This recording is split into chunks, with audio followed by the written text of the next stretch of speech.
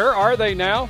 Horses that thrilled us over the years at Emerald Downs dot the landscape all around Washington State, thriving in varied second careers. Colony Lane began his racing career on a high note and ended it on a long winning streak.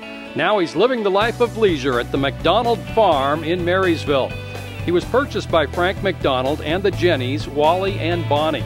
We first spotted him and we figured there was no way that we'd ever be able to afford him because he was put together like a racehorse should look. He had really good conformation and we just never thought we'd have the dollar bills to buy him. He didn't get a start at age 2, but did train that summer.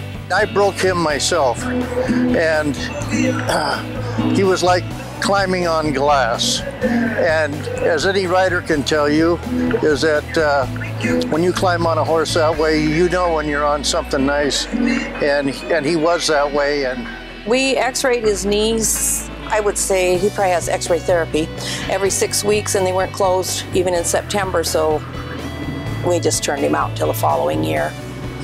But he trained really well, and that's why we bought Mr. McCaw's, because the way Lane trained. So.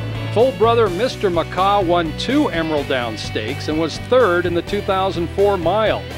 Training progressed for Colony Lane. We were pretty excited about him. It was great having Gary Bays on him, and I can remember when Gary worked him one morning and he says, I said, why'd you hit him? He said, I just wanted to see what I had in the tank. And there was a lot, so it was pretty fun. His career debut came in the spring of 2002.